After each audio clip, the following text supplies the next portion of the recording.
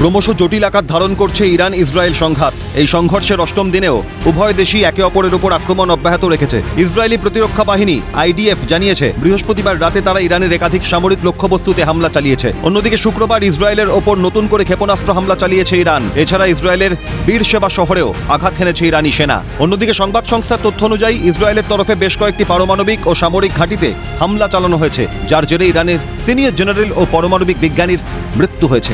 ইরানি মানবাধিকার গোষ্ঠীর তরফে জানানো হয়েছে এই সংঘর্ষে ইরানে এখনো পর্যন্ত প্রায় 639 জনের মৃত্যু হয়েছে, যার মধ্যে 263 জন সাধারণ নাগরিক রয়েছেন। পাশাপাশি প্রায় 1,500 সাধারণ নাগরিক ইসরায়েলি হামলায় জখম হয়েছেন।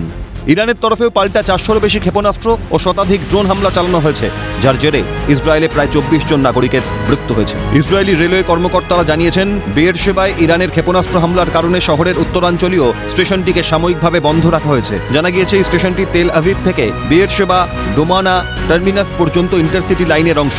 এর আগে বৃহস্পতিবার ইরানি ক্ষেপণাস্ত্র দক্ষিণ ইসরায়েলের বৃহত্তম চিকিৎসা কেন্দ্র সোরোকা হাসপাতাল এবং তেল আভিভের আবাসিক ভবনগুলিতে আঘাত করেছিল, যার জেরে 240 জন জখম হন। পাশাপাশি ওই হাসপাতালের ব্যাপক ক্ষয়ক্ষতিও হয়েছে। ইরান ইসরায়েলের এই সংঘাতের প্রভাব পড়তে পারে তেলের সরবরাহ ব্যবস্থায়, এমনটাই মনে করছেন পর্যবেক্ষকরা। বিদেশি একটা ইগোর লড়াই থেকে লড়ছে, স্ট্র্যাটেজিক ইন্টারেস্ট তো আছেই। এখন এই লড়াই যেই পর্যায়ে পৌঁছেছে সেখানে কিন্তু ইতিমধ্যে 8 দিনের মাথায় শুধু হতাহতের সংখ্যাই বাড়েনি, দুদেশই যে ইনফ্রাস্ট্রাকচার ধ্বংস হয়েছে এবং বিভিন্ন গবেষণাগার ধ্বংস হয়েছে, ইসরায়েলের হসপিটাল ধ্বংস হয়েছে, ইরানেরও পরমাণু গবেষণা কেন্দ্রগুলো ধ্বংস হয়েছে, সিভিলিয়ানদের উপর আক্রমণ হয়েছে।